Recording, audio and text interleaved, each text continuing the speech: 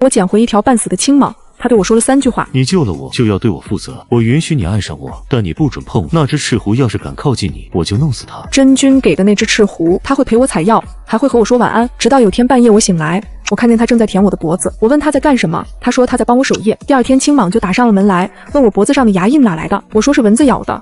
他冷笑一声，仙界根本就没有蚊子。然后2只半妖就当着我的面打得不可开交，整个仙界都来看热闹。直到最后，他们双双现出原形，一个是万丈青蟒，一个是9尾赤狐，惹得众仙君一直啧舌，说我这2只半妖随便一只就能灭了我全族，怎么就跟了我这样的废物？我没说话，只是默默放下了袖子，盖住了手臂上的2道契约纹路。事情还要从5万年前说起，在蓝衣仙子将一只青蟒半妖烫得皮开肉绽后，她终于咽气了，这都承受不住，真是废物。说着就一脚将青蟒踹出了门外，半死不活的青蟒就这样滚到了我的脚下。我实在没有办法冷眼旁观，便将青蟒捡到了自己的凝光殿。可是自我接手之后，那只青蟒似乎是在针对我，脾气变得越来越暴躁了。我喂它吃肉时距离近了一些，它便会暴躁地撞向笼子，给它上药时误触了它的尾巴，它更是直接咬了我一口。幸好我闪躲及时，可手上还是被它的尖牙划伤了，疼痛让我有些眩晕。我连忙扶着一旁的椅子坐下，恍惚之间，眼前好像有蚊子飘过。不是吧，不是吧，女配又来了，当蟹眼包了。不知道我们芒宝和蓝英感情超级好的吗？他干嘛每次都要来横插一手，刷什么存在感啊？就是，非要多此一举。我们小蟒不过是和女主玩感情游戏，就这样被女配带走，心里估计恨死她了。女配眼睛真瞎，没看到她喂给芒宝的肉都被吐了吗？碰上这样一个自作多情的死舔狗，可真是难为芒宝了。我愣住了，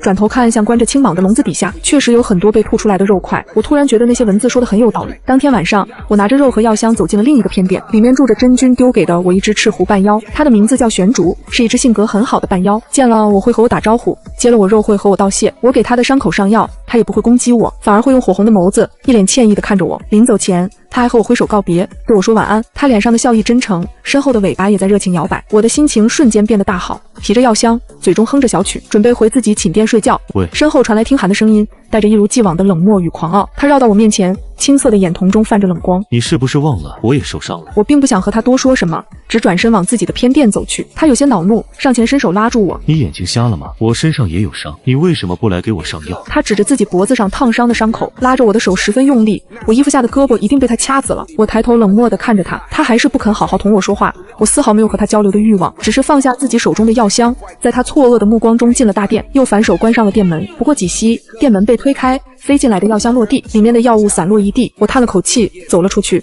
外面空无一人。听寒果然还是嫌弃我，毕竟以前他躁动期发作，整只妖在月色下狂躁到宁可撞墙，也绝不允许我靠近安抚。我看着他浑身颤抖的模样，看着他撞墙撞到满身血迹，实在没了办法。那时是蚊子第一次出现的时候，当时我正在偏殿内，面前的听寒蜷缩在角落难以自控，回头看向我的青眸里全是血丝。听寒，我试着向他靠近一步，想要上去安抚他，他松开咬着胳膊的嘴，呜咽着只狠狠地吐出了一个字：滚。我踌躇在原地没动，心里犹豫着自己是不是应该像蓝衣仙子一样直接对他动粗。真要被这个女配给蠢哭了。不知道咱们芒宝喜欢蓝茵吗？为什么不直接让蓝茵来照顾咱们芒宝啊？就是啊，芒宝和咱们蓝茵天生一对啊，要是蓝茵来安抚，芒宝就不用受苦了。呜呜呜！我被面前飘过的蚊子吓了一跳，可听寒却没什么反应，他好像看不到那些东西，只瞪着一双眸子看着我。离我远点，真恶心。他对我的厌恶从来都是摆在明面上的，可我却从不知道原因，直到我在这些文字里找到了原因。原来他心里喜欢的一直都是蓝茵，我将他捡回来，反而成了多此一举。听寒低下头，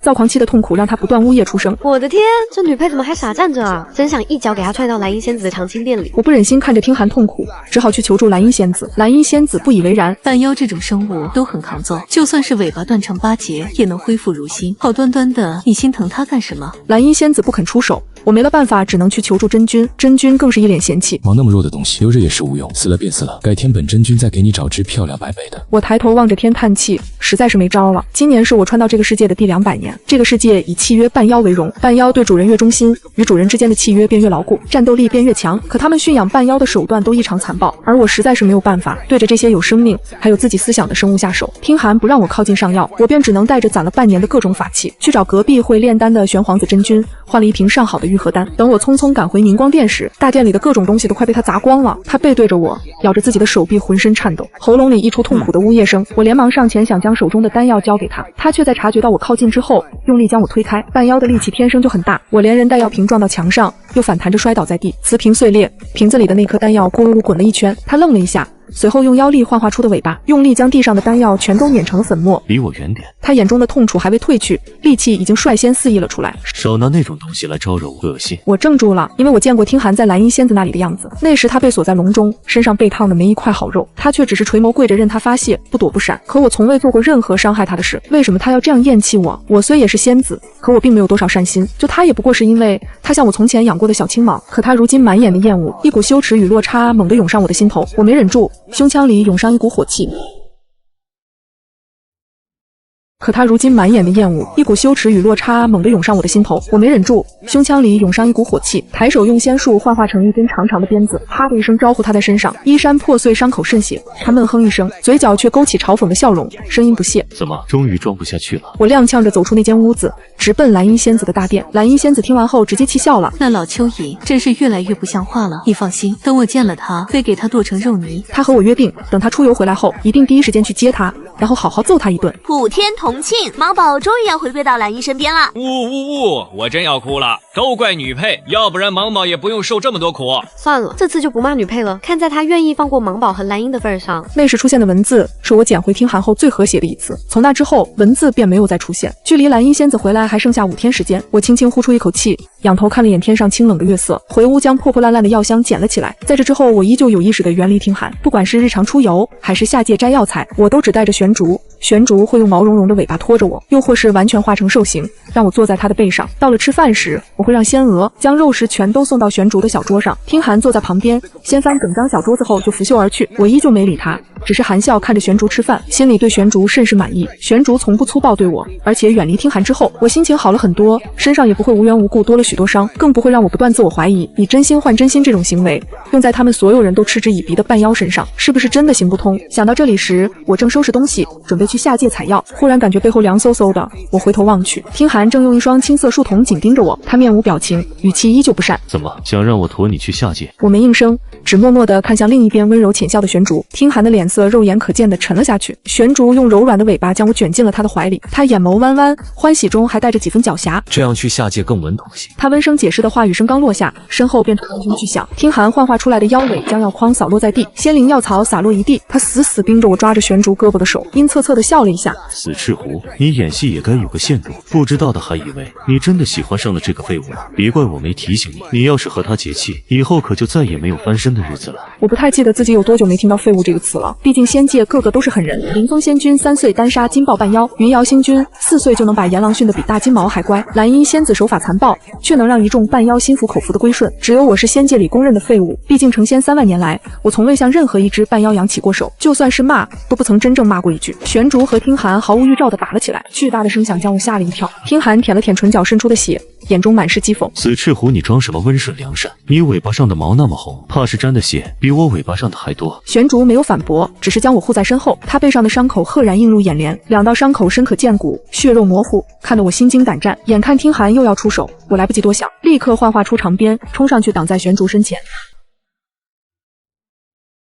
住手！鞭子破空而出，风声骤停。我眼看着听寒的攻势生生顿在半空，再想收回手却已经来不及了。他也没躲，鞭子再一次结结实实地抽在他身上，啪的一声皮开肉绽，鲜血瞬间涌了出来。他踉跄着后退了一步，抬起头看向我，青色的眼瞳中满是错愕。双华，你是不是有病？你居然为了这只死狐狸打我！我本也不是有意真想抽他，于是立刻收了鞭子。听寒见我收了鞭子，眼神骤冷，老子就是看他不爽，今天非要打他。他瞳孔中的冷光更加明显，活像是下一秒要扑上来把玄竹吃掉。听寒，我忍不住再次出声，抽身挡在了他俩中间，战况瞬间得了喘息。听寒转眼看向我时，双眼泛红，他喉结上下滚了几滚，突然冷笑一声，行。他抬手在衣衫上抹了一下手上的血，看也不看一眼，转身就踉跄着离开。回到凝光殿后，我让玄竹坐在床边，他白茸茸的尾巴无力地垂在榻沿，深色的血迹格外刺目。好端端的干嘛要打架，还弄得浑身都是伤。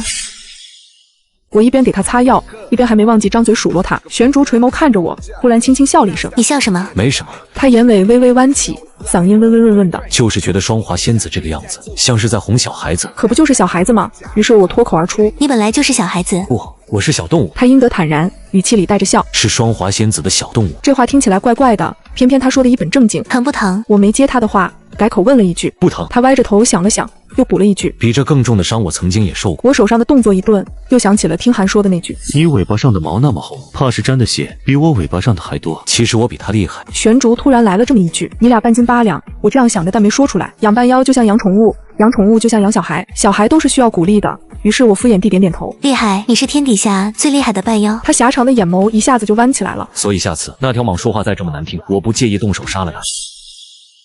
我手下一抖，药粉洒出来了一些。我开玩笑的。他立刻换了副神情，开口时语气随意。都说一生只能结气一只半妖，双华仙子既不让我打他，也不让我杀他，那一定是想和那条蟒结气吧。他本来高高竖起的耳朵忽然耷拉了下去。那仙子还是别给我上药了，不太好。他说着，做事就要把尾巴收回去。我连忙按住他，你别乱动。他低头看着我按在他尾巴上的手，唇角微微勾起，却不接话。我愣了一下，才反应过来，原来他方才说了那么多，都是在试探我到底要和谁结气。我叹了口气，我会尽快送听寒走的。他低着头没说话，只是耷拉的耳朵又高高竖了起来。我想了想，还是补充了两句：我原本就打算要送他走的，他是蓝衣仙子的半妖，本来也不想和我结气，还有4天，蓝衣仙子就来接他走了。他揉着尾巴的动作突然顿住，是那条蠢蟒没眼光。他忽然轻身向前，用鼻尖蹭我的脸。但是我很乖，双华让我做什么我就做什么。他神情坦荡，可偏偏把话说的那样暧昧，表面还是一副温和无害的模样。我心里没由来的一颤，连忙收拾药瓶站起身。药伤好了，你早些休息吧。走到门口时，我没忍住回头看了一眼，他还坐在那里。见我望向他，原本耷拉着的尾巴下意识又欢快摇了起来。他眨眨眼睛，一脸无辜。双华仙子晚安。我笑着点点头，心情也跟着放松下来。我拎着药箱正要回寝殿内，却在路过听寒的房间时，鬼使神差地停下了脚步。我以为听寒会找个地方躲起来，毕竟他以往每次发脾气都会恶趣味的等我满殿找他，但没想到他居然已经回来了。从门缝往里看去，他正坐在榻边，窗外月光照射下，他衣衫半开，里面的伤口已经好了大半，丝毫不像刚经历过一场大战。我有些疑惑，一只受了重伤的半妖如何在一炷香的时间内痊愈？仙君从前教我降服半妖时，从未提起过。我心中存了疑惑，身子便往前倾斜了本分。谁料到头顶到了殿门，将门又撞开了几分。谁？他警惕地往这边看了过来，不知怎地，我心虚地逃开了。我逃回了寝殿，心中存了几分疑惑。第二天一整天我都没见到听寒，他的大殿空着，人不知道去哪了，甚至连玄主也不见了。我绕着宁光殿找了好几圈，依旧没能找到他们，索性背着竹篓子去了下界的青云山，准备采我的草药。我沿着常走的路线走着，走到半路，听见一旁竹林深处传来熟悉的声音。我鬼使神差地拨开了竹枝，是听寒和玄主。死赤狐，你还挺能装啊！听寒倚在竹子上，满脸鄙夷。别告诉我你想留在那个废物女人身边。玄主罕见地褪去了温和，周身气息凌厉。我的事用不着你来管，你不想留下就赶紧滚，要是再敢出言冒犯他一句，我今天一定杀了你。我心头一跳，听寒却像听到了笑话似的，嗤笑出声。这里没有旁人，你还装什么护花使者？谁不知道你玄竹是瑶光仙子座下最忠心的狗，300年来替他杀了无数人，这次待在双华仙子身边，让我猜猜是为了什么？他说着，拖着尾巴绕着玄主走了一圈。因为双华仙子天生仙根缺失，全靠体内的神丹吊命。你奉瑶光仙子的命令而来，目的就是为了挖走她的神丹。看着玄竹瞬间沉下去的面色，听寒笑得更开心了。双华仙子真是天真，还以为自己遇到了个真心想结气的半妖。我早说过了，他又蠢又废，谁会想真的跟他结气？也就只有我还能忍忍。竹林里安静了下来，只有风吹过竹叶的沙沙声。我站在原地，指尖冰凉，心里发笑。我差点忘了自己是一个仙根不全，要靠神丹吊命的小废物。像玄竹这么漂亮的半妖愿意主动接近我，怎么可能没有其他的目的呢？听寒讨厌我，玄竹靠近我也是为了别人。听寒坏，玄竹也坏。我站在原地攥紧了拳头，只觉得鼻子有点发酸，眼眶也跟着热起来。我真的有点想家了，神仙的世界真的很没意思。不是，玄竹的声音突然响起，打断了我的思绪。瑶光仙子早就被我杀了，我从没和别人结过气，之所以待在双华身边，也只是因为她很好，我很喜欢。他声音很轻，神色认真。双华很真诚，你配不上她的真诚，她不会和你结气的。他突然沉下声音警告，所以你哪里来的就滚回哪里去，趁早滚离双华越远越好。我若是不走呢？听寒冷着眸子反问。他只能是我的。玄竹赤色瞳孔紧盯着面前的听寒，口中又重复了一遍，他只能是我的。听寒瞪大了眼睛，回过神后，整条蟒都炸了鳞。什么就是你的？谁是你的了？双华怎么就是你的了？你算老几啊？他狠狠摔了下尾巴，强大的妖力扫倒了一大片竹林。他冲到玄竹面前，伸手指着玄竹，老子也是他光明正大领回家的，就算他不和老子结气，你也别妄想。听寒忽然勾唇一笑，面上全是嘲讽神色。是他这2天确实对你好了一点，可那也不过是为了气我，为了让我吃醋。他深吸了一口气，恶狠狠地瞪着玄竹。反正他对你好都只是暂时的。玄竹面无表情地转身就走，只留2个字飘飘散在风中。智障！听寒愣了半天才反应过来，你骂谁呢？你给老子站住！我看着他们远去的身影，满脑子都是刚刚那句，他只能是我的。心头没由来的一颤，原来被人认可的感觉是这样的。当天晚上我做了个梦，是2年前的事。为了防止众神成仙后懈怠，仙界有3年1度的试炼，众仙君需要带着自己驯化的半妖同台竞技，只有我一直拒绝参赛，成了整个仙界的笑柄。就是那个双华，入门5年连纸半妖都没有，废物一个，也不知道真君收他为徒干。听说他连鞭子都不会用，笑死人了。我没吭声，只想赶紧从人群边上绕过去。忽然有人拦住了我的去路，是向来与我不和的几位仙子，他们身边跟着各自驯化的半妖，个个趾高气扬。双华仙子来都来了，不上场露2手。哦，抱歉，我差点忘了，你根本就没有半妖。几个人顿时笑作一团，其中一人暗中给自己的半妖施了命令，那只玄狼立刻挥着爪子朝着我冲了过来。我愣在原地，来不及躲。就在那个时候，一道黑影扑过来，把我拉进了怀中。玄狼的利爪狠狠刺进听寒的肩胛中，他闷哼一声，身体晃了晃却没倒下，只是回头看了我一眼，什么都没说。确定我没受伤后，他蹭掉唇边的血迹，直接冲了上去，和玄狼扭打成了一团。他打赢了，可是他也不见了。我在仙界找了一整夜，最后在他的偏殿里找到了他。他背对着门，正给自己上药，伤口深可见骨。他咬着牙，一点点把药粉撒进去，手抖得厉害。我推门进去时，他听见了动静，手忙脚乱的想把衣服拉上，却扯到伤口，疼得倒吸一口凉气。我走过去，从他手里抢过药瓶，给他上药。他没说话，也没推开我，只是别过脸去，不愿意看我。上药的整个过程，他都一声不吭，直到我上完药打算走了，他才冷着脸扔给我一块金牌。我拿着令牌不解地望着他，他抿了抿唇。下次再有人欺负你，就把金牌砸他们脸上，别蠢兮兮的只知道傻站着。我瞪大眼睛看着那个金牌，最后还是没忍住，眼泪啪嗒啪嗒地掉了下来。他愣了一下，不耐烦地抬起袖子在我脸上胡乱蹭了一下。我又不疼，你在哭什么？我哭得更凶了，他手足无措地僵在那里，尾巴都不知往哪儿放了。行了，别哭了，我死不了，我求你别哭了。那几天他像是忽然换了一只半妖，我给他的肉，他看一眼就会老老实实闷头吃掉。我给他上药也不会再来攻击我，也不再嫌弃我碰过的东西。我那时想，其实就算不和他结气，就这样下去也挺好的。等他找到自己喜欢的仙子或仙君，我就把他送出去。毕竟听寒要是回到蓝茵那里，估计也活不了多久了。我看过蓝茵仙子驯化半妖的过程，鞭子、烙铁，日复一日的折磨。那些半妖被他驯化后，眼神空洞，像没有灵魂的躯壳。我不想让听寒变成那样，我想让他干干净净的。梦到这里，忽然画面一转，然后是我被他推倒在地的那天，他满是厌恶的目光，口中说着厌恶我的话。最后是在青云山那天，他同玄竹说的那些话。我从梦中猛然惊醒的时候，天已经亮了。我躺在床上盯着房梁看了很久，然后翻了个身，把脸上的湿凉蹭进了枕头里。明天蓝茵仙子就来接听寒回去了，我长松出一口气，算了，就这样吧。满月那天，我从玄竹的屋子里出来时已经后半夜了，指尖还残留着安抚躁动期玄竹的温度。想到玄竹听话乖顺的模样，我心头暖暖的。可等我路过听寒的偏殿时，听见了里面传来的呻吟声，我脚步忽然一顿，这才想起来家里还有一只半妖。等我推门进去时，听寒正蜷缩在墙角，尾巴紧紧缠着自己，整只腰都在抖。他听见声音，抬起头，青色树丛中的埋怨分外明显。有什么风把您给吹来了？怎么不去陪着你最爱的玄竹了？我一言不发地走过去，将手中的药瓶放在了桌子上。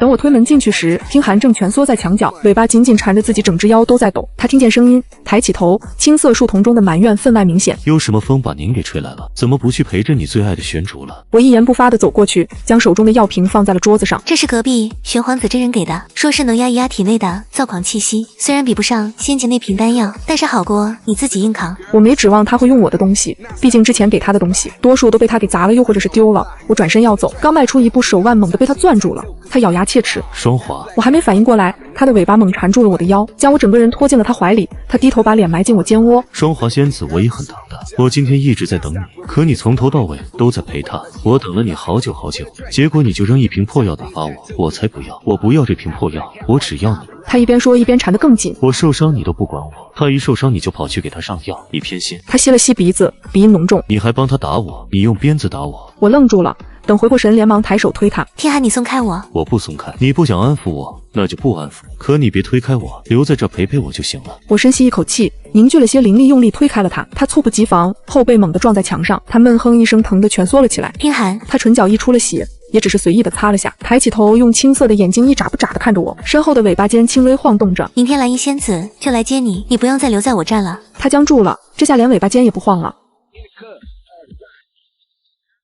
他闷哼一声，疼得蜷缩了起来。天寒，他唇角溢出了血，也只是随意的擦了下，抬起头，用青色的眼睛一眨不眨的看着我，身后的尾巴尖轻微晃动着。明天蓝衣仙子就来接你，你不用再留在我站了。他僵住了，这下连尾巴尖也不晃了，脸上的血色退了个净，房间里静得可怕。他死死盯着我的脸，眼眶一点点泛红。半晌后，他猛地深吸一口气，像是终于清醒过来，突然抬手抹了下鼻子，别过脸去。行求之不得。第二天一早，蓝衣仙子就上门，她还是那副笑嘻嘻的模样，像是来串门走亲戚的。双华仙子，我来接妖了。她看了看园子里坐着的玄主，又看了看站在廊下面无表情的听寒，最后看向我，忽然话锋一转，不过咱们让他自己选吧，看看他是想留下还是想跟我走。他说着转向听寒，你要是想留下，我也可以帮你跟双华求情，他耳根子可软了。园子里忽然安静了下来。我转头看向廊下的听寒，他站在阴影里，脸色还透着苍白。玄竹忽然上前牵起我的手，十指相扣。他笑着看了听寒一眼，听寒脸色瞬间变得铁青，他胸膛上下起伏半天，拳头握得死紧。半晌后，他走向了蓝衣仙子。走吧。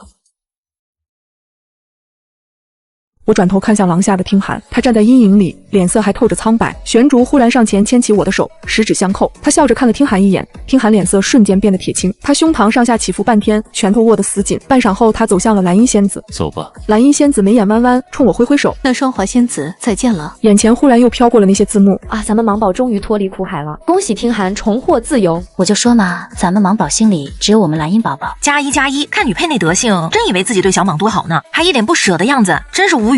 我站在原地看着那些文字一条一条飘过去。我们也走吧。我回握住玄竹的手，看着他乖顺一笑，然后同他一起回了大殿，挑了个风和日丽的好日子，准备节气。没想到消息刚传出去，第二天就听说了听寒的事。事情还是蓝衣仙子亲自上门来说的，她自己说起来的时候都满脸惊讶。双华那条青蟒跑了。我愣住了。跑了？就你俩要节气的消息传出去那天，他发了疯似的往外冲，我让一屋子的半妖去拦着他，就这都没能拦住。他顿了一下，语气难得有点复杂。他不知道抽什么风，把自己的尾巴弄伤的挺严重的，不过听林蟒妖皮糙肉厚，估计过段日子就能痊愈了。真君在一旁嗑着瓜子，闻言颇为嫌弃的抬起头。往那种东西多丑啊，你俩养这玩意干嘛？他又瞥了一眼我身边的玄竹，这只赤狐其实眼一般，等晚点真君再给你找只更漂亮的。玄竹歪了歪头，捏紧了拳头。真君在一旁嗑着瓜子，闻言颇为嫌弃的抬起头。往那种东西多丑啊，你俩养这玩意干嘛？他又瞥了一眼我身边的玄竹，这只赤狐其实眼一般，等晚点真君再给你找只更漂亮的。玄竹歪了歪头，捏紧了拳头。我冲他递了个眼神，意思是你打不过别冲动。节气的宴席设在灵山上，规模很小，其实就是走个过场。我纠结半天，还是问了出来。玄竹，你以前应该见过很多厉害的神仙吧？跟着他们能变得更加强大，所以你为什么最后选择我呢？玄竹站在我身侧，突然笑了。双华，你真的不知道你有多好吗？他神情认真，耳朵尖动了动。在遇到你之前，从来都没有人会挡在我的身前。他赤红的眼瞳盯盯地看着我，眸光透亮。从来都没有。蓝衣仙子和其他几个仙君在一旁起哄，真君坐在主位上，懒洋洋的喝茶，正要行礼时，一道黑影忽然从人群外冲了进来。双华，我一回头，听寒浑身是伤，正站在几步开外，他脸上的鳞片剥落了大半，血迹斑斑，手里正紧紧攥着什么东西，指节都泛了白。他踉跄着往前走了2步，却把手中的东西递到我面前。我定睛一看后愣住了，那是一枚蟒丹。半妖不像神仙，需要修炼1000年才能结出自己的内丹，这个能稳固仙根。他说得很慢，像是在努力组织语言。我知道你仙根不好，也因为这个一直被旁人笑话。我打听过了，蟒丹能填补仙根缺损，我道行比较高，我的蟒丹肯定比别人的好用。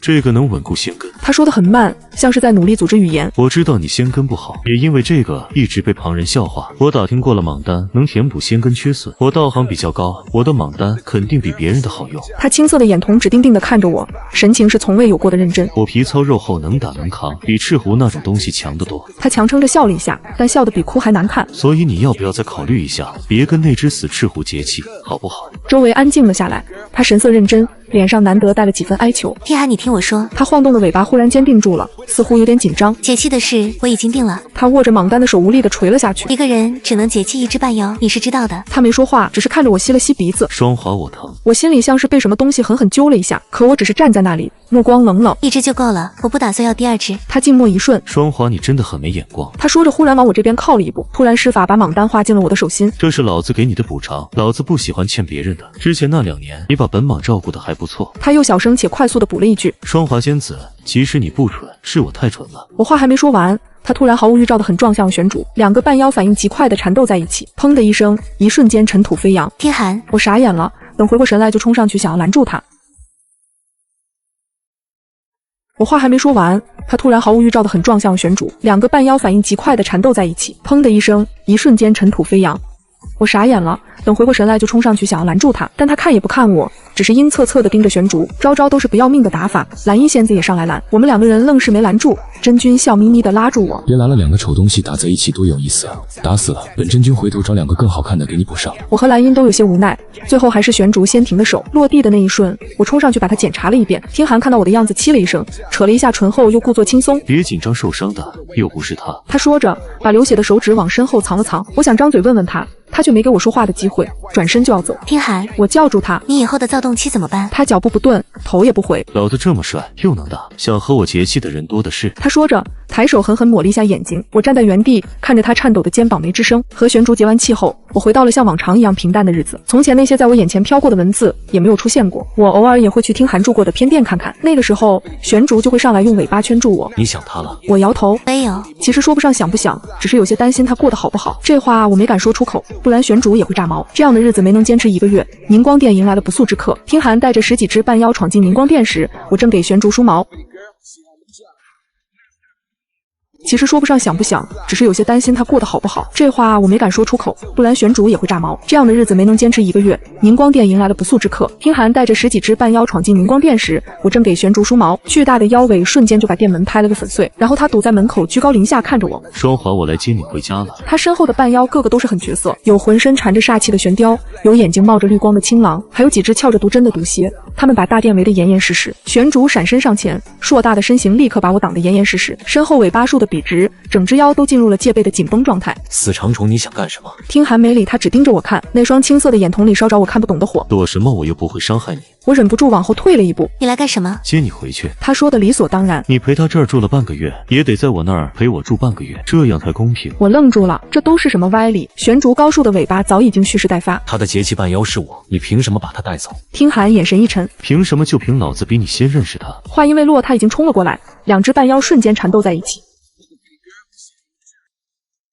其他的半妖飞速往玄竹身边而来，想一同围剿着玄竹。我连忙幻化出鞭子上前帮忙，可对方数量太多了，其中2只熊妖拦在我面前。也许是听寒提前吩咐过，他们并不伤害我，只是单纯拦着我，不让我去帮玄竹的忙。我拿着鞭子过不去，一筹莫展中只能大喊：“听寒，你停手啊！”可他突然之间像是受了什么刺激，对玄竹下手更是丝毫不留情面。玄竹顾忌我在他们手上应付围攻，便有些力不从心，渐渐落了下风。听寒瞅准了时机，一尾巴扫中玄竹的胸膛，玄竹倒飞出去撞到殿内的墙上。听寒高举尾巴想要杀掉玄竹，我与玄竹之间有节气链接，他受了伤便也就波及到了我。我闷哼一声，吐出一口血，腿软歪倒在地。听寒转眸望向我，最终还是放下了尾巴。听寒，你到底在执着什么？你不愿意跟在我身边，你厌恶我，嫌弃我，我已经放你走了，你现在这又想做什么？我趴在地上，眼角含泪，费力仰头看着他。双华，你别理他，我带你走。玄竹身负重伤，却还强撑着想要来我身边。听寒本有些动容的神色忽然又冷了下去，他抬脚狠狠踩在玄竹的尾巴上，带走他就凭你。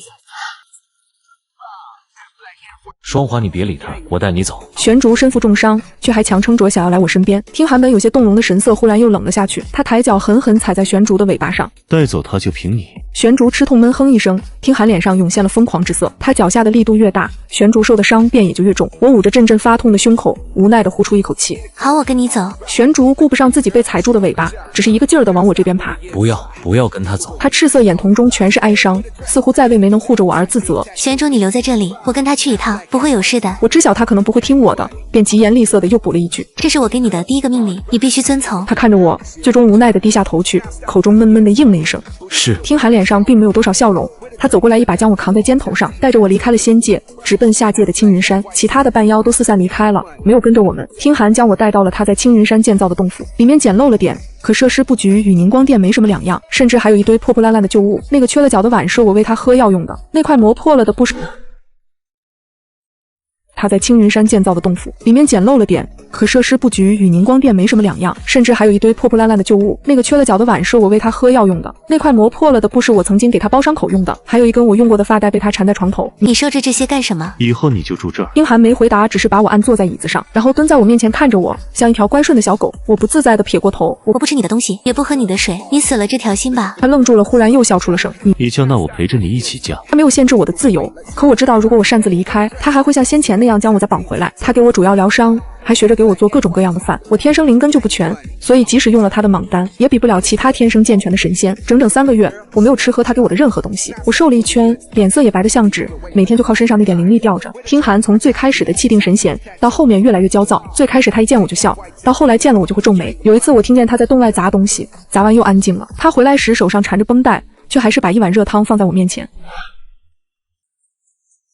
听寒从最开始的气定神闲，到后面越来越焦躁。最开始他一见我就笑，到后来见了我就会皱眉。有一次我听见他在洞外砸东西，砸完又安静了。他回来时手上缠着绷带，却还是把一碗热汤放在我面前。喝一口就一口。他脸上带着恳求，我依旧没理他。那天夜里我没扛住，直接陷入了昏迷中。迷迷糊糊间，有人把我抱进怀里，手忙脚乱地往我嘴里灌药。刚烧开的汤药烫得我直皱眉，他却死活都不松手。喝下去，你给我喝下去。我听见他声音在抖。双华，你别死，你死了我怎么办？眼皮太重，睁不开，只感觉有什么温热的东西一滴又一滴的滴在我脸上。再次醒来时已经是3天后，我正发现躺在他怀里，他眉头紧皱睡着了，手上紧紧攥着我的袖子。我一动他立刻就醒了，四目相对的瞬间，他猛地把我搂紧。醒了就好。我伸手想推开他，他却越抱越紧。双华，我到底哪里比不上哪只死狐狸？声音里带着浓浓的哭腔，无助又绝望。明明你以前养过我的，可为什么你总是护着他？你给他梳毛，喂他吃饭，陪他睡觉，可你对我呢？你给我上药，都要隔着袖子碰我一下，你都要躲半天。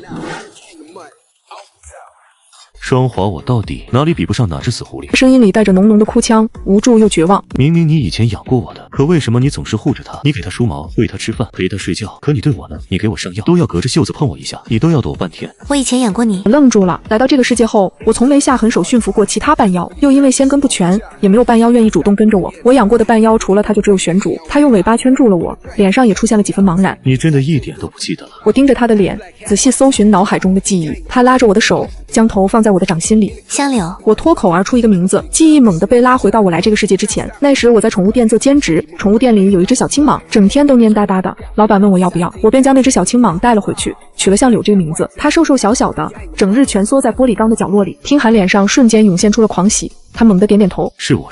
他用脑袋蹭着我的手，眼睛里满是期待。你以前就喜欢这样，拖着我的头，然后用指腹轻轻摸着我的脑袋，还记得吗？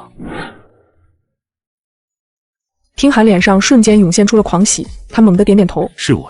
他用脑袋蹭着我的手，眼睛里满是期待。你以前就喜欢这样，拖着我的头，然后用指腹轻轻摸着我的脑袋，还记得吗？我当然记得，每天下班回家第一件事就是给他喂食。那时我也没什么朋友，便把他当成朋友，总是对他絮絮叨叨地说着自己的事。直到我来到这个世界之前，他一直都是我最好的伙伴。听寒松开我的手，垂下眼眸。那天你出门后，我在玻璃缸里等了很久，都没等到你回来。我砸烂玻璃缸跑了出去，找了你很久，结果意外来到这个世界，被他们抓住了。我还以为我再也遇不到你了，可你偏偏又出现了，还像以前那样把我带了回去。明明你最先养的是我，可为什么你总是偏心那只狐狸？他嗡声嗡气的，时常高高竖起的尾巴此时也耷拉着，就连你喂给我的肉上面都有那只狐狸的味道，我很不喜欢。我心里像被人狠狠攥了一下，原来是因为我身上有玄竹的气味，那些气味一直在提醒他，我身边已经有别人了，所以他才那样抗拒我的靠近。不是吧，又是前世情缘这套，要不是他当初非要跳出来，毛毛早和蓝茵在一起了好吗？前面说的没错。我心里像被人狠狠攥了一下，原来是因为我身上有玄竹的气味，那些气味一直在提醒他，我身边已经有别人了，所以他才那样抗拒我的靠近。不是吧，又是前世情缘这套，要不是他当初非要跳出来，毛毛早和蓝茵在一起了好吗？前面说的没错，我觉得这女配就是芒宝要渡的劫，要是没有这个女配，芒宝早就能按计划化龙成神了。女配快滚，别挡着我们芒宝飞升啊！面前忽然又飘过熟悉的文字，我闭上眼深吸一口气，在睁开时已是一片冰凉。我不记得了。他愣住了，脸上的期待一点点碎掉。你说什么？我以前只养过玄竹，没有别人，我的节气半药也只有他。他死死盯着我，眼眶慢慢泛红。你撒谎！你刚才明明……我刚才胡说的而已。你是蟒象柳尸蛇，你们没多大区别，所以我才脱口而出的。我厉声打断他，他眼中满是错愕。你是谁？你自己清楚。你叫天寒，是蓝茵仙子的半妖。他猛地站了起来。双华，你知道我没骗你，我说的都是真的。我知道他没骗我，可我还是摇摇头。我不记得了。他站在原地，浑身发抖，尾巴上的鳞片也炸了起来。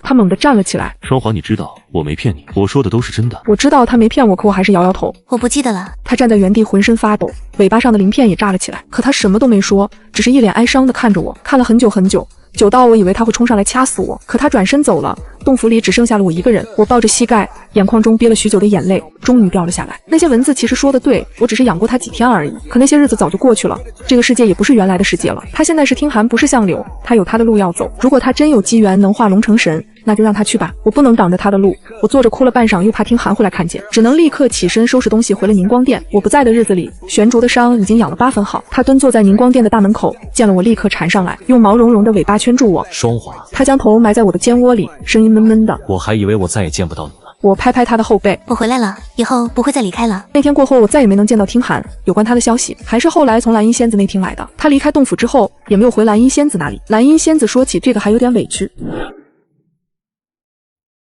蓝衣仙子说起这个还有点委屈，我好心去接他，他居然溜得比兔子还快。听说他在外头闯荡，混得还不错，好像还跟一只蛟龙结了气。蛟龙，我有些意外。蓝衣仙子点点头，对，可漂亮了，是蛟龙幻化成的仙子，比她好看多了。不过那条蛟龙脾气挺大的，天天打他。听寒也不生气，挨完揍又笑嘻嘻的贴上去，和他粘在一起，跟有病似的。我听着忽然有点想笑，这确实像是听寒的风格。玄竹从背后抱住我，下巴抵在我头顶。怎么你想他了？我连忙摇头否认，没有。他低头看我，眼睛亮亮的。